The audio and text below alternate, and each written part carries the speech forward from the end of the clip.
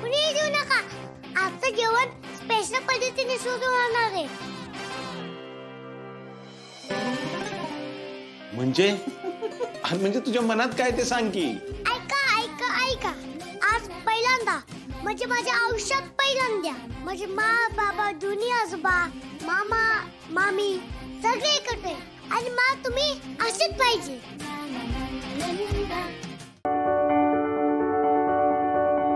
अहो तो आहे की वर करतो विचार. अहो पण मला तरी असं वाटतं की आपण ना जरा लईच घाई केलीये. बाकी तुम्हाला काय वाटतंय ते बघा. मोना, एकदा दिशा ठरली ना की मार्ग मिळतो. आणि मला खात्री आहे आप्पी अर्जुन याच्यातनं नक्की मार्ग काढते.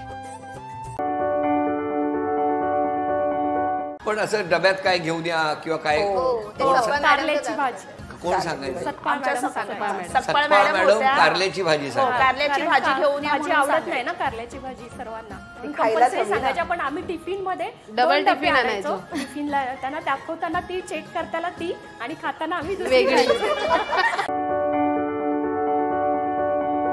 बरं तुम्ही आता एकट्या इतका संघर्ष करता, या मैत्रिणींची किती साथ आहे तुम्हाला आणि कशी आहे? ॲक्च्युली काय आता मी ज्या दिवशी मिस्टर ऑफ झाले जवळजवळ 6 महिने मी डिप्रेशन म्हणजे विचारामध्येच होती. पण जसं आमचा ग्रुप आहे त्या संपर्कात आम्ही जास्त बोलणं झालं. जे एकमेकांचा कॉल यायला आला की तू काय करतेस आता, काय कसं चाललंय तुझं, आम्ही आहोत, तू टेन्शन नको घेऊ, तुला काय वाटलं आम्ही मदत करू.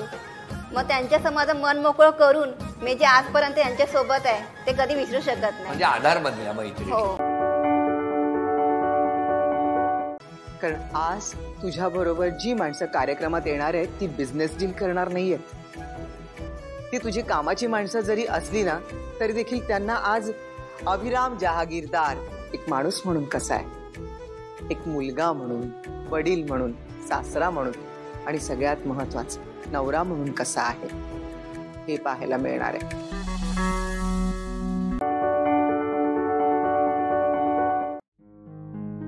सावित्री आत्या, माझ्या देवी आई जेवल्या नाहीयेत, आदित्य सर जेवले नाहीयेत, घरातलं कुणीच जेवलं नाही आणि मी समद्यांना असं उपाशी नाही बघू शकत. घरातले समदे जेवले पाहिजे, या घरातलं नैराश्य दूर व्हायला पाहिजे आणि त्यामुळं माझ्यासाठी हे केळवण काय बी नाही. मी नाही जेवू शकत. पारू, देवी आई, घरात पूजा झाल्यानंतर समद्यात आधी नैवेद्य कुणाला दाखवला जातो? देवाला. मग देवाला नैवेद्य दाखवल्यावर तोच प्रसाद समद्यांना वाटला जातो, बरोबर? बरोबर. पारू, काय ते स्पष्ट बोल. माझ्या देवी आई उपाशी असताना मी कसं काय खाऊ?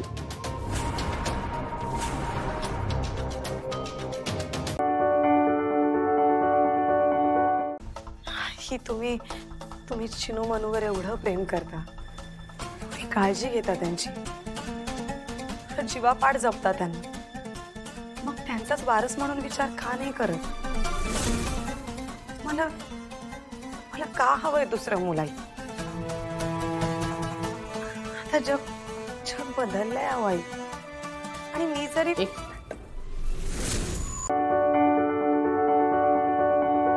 आई, मला माहिती आहे की मी या घरात आल्यापासून तुम्हाला जसं हवं तसं काम नाही करत आहे, पण मी शिकते आई आणि सुनेच्या सगळ्या जबाबदाऱ्या पार पाडण्याचा प्रयत्न करतेय मी. मग मला नातू देणं ही सुद्धा त्यातलीच एक जबाबदारी आहे. ती मात्र तू साफ धुडकावून लावतेस, त्याचं काय?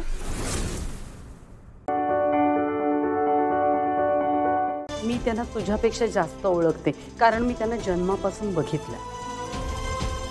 त्यांना आईच्या मायेची गरज आहे वसुंधरा. ही जर तू त्यांना दिलीस तर त्यांची मन तू जिंकलीस म्हणून समज. पण तुझं आपलं बनी आहे की बनी? इतके दिवस नुसती वागत होतीस, पण आता माझ्या समोर स्वतःच्या तोंडाने कबूल केलंस आपल्या मुलाच्या स्वार्थासाठी तू हे लग्न केलंयस. ध्वज हवा होता ना तुला, ध्वज दे ध्वज दे, दिलाय हो आता. पुन्हा माझ्या मागे कटकट करू नकोस.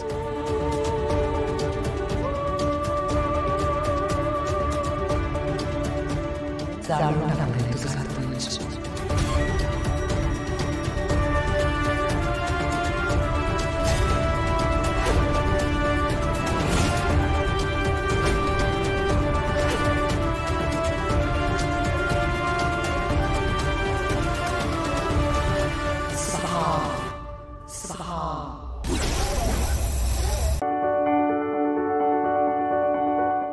चारू, काय करतेस तू? एकुलती एक मुलगी म्हणून खूप लाड केले मी तुझे. प्रेमापोटी मी तुझ्या सगळ्या चुका पोटात घातले, तुझे सगळे हट्ट पुरवले आणि त्याच्याचमुळे तुला जे पाहिजे ते काही करून मिळवण्याची सवय झाली. पण वस्तू आणि माणूस यामध्ये खूप फरक असतो. तू कोणाच्या मनावर प्रेमावर अधिकार नाही गाजू शकत, नाहीतर आयुष्यभर पश्चाताप करावा लागेल. चारूच्या मनातली त्यावेळची प्रेमाची जागा आता जिद्दीने घेतली आहे. आता जर का तिचं शिदूभाऊ लग्न झालं नाही ना, तर त्यात तिला तिचा तो पराभव वाटू शकतो. आणि ह्या सगळ्यात जास्त घातक इतरांसाठी नाही, तिच्या स्वतःसाठी. आता याच्यावरती एकच उपाय आहे. सगळ्यांनी तिच्याशी प्रेमाने वागायला हवं. तिला समजून सांगायला हवं की जबरदस्तीने असं कोणाचं प्रेम नाही मिळवता येत. शेनू बरोबर लग्न करणं हा तिचा हट्ट अत्यंत चुकीचा, आणि यामध्ये दुसऱ्या कोणाचं नाही, तिचं स्वतःचं नुकसान होणार आहे. हे शांतपणे तिला समजून सांगायला हवं. तर तूच सांग, काय करायला हवं मी? खरंच ओवी, ते दोघेही खूप वेगळे आहेत. आजकालच्या जगात हे असं कोण असतं?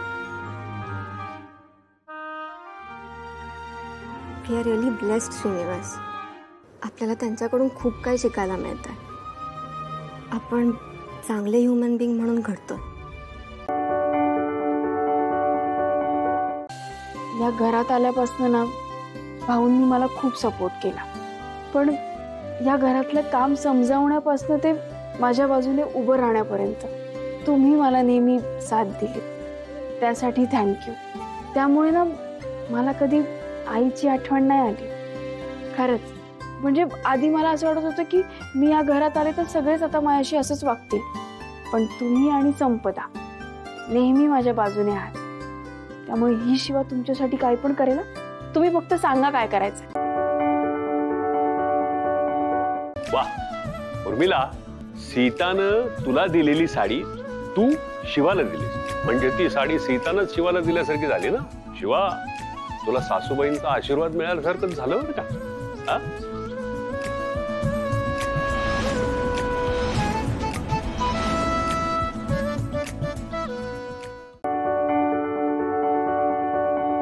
आपला मुलगा आपल्याशी कसाही वागो, पण बाहेर त्यानं कर्तृत्व गाजवलं, तो जिंकला की बापाला आनंदच होणार ना.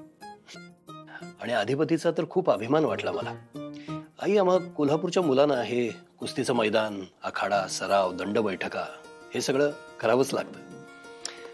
पण अधिपतीच्या बाबतीत एका वयानंतर हे सगळं थांबलं होतं. त्याला सराव नव्हता कुस्तीचा, मैदानाचा, आणि तरी सुद्धा तो मैदानात उतरला. नुसता उतरला नाही तर जिंकला सुद्धा.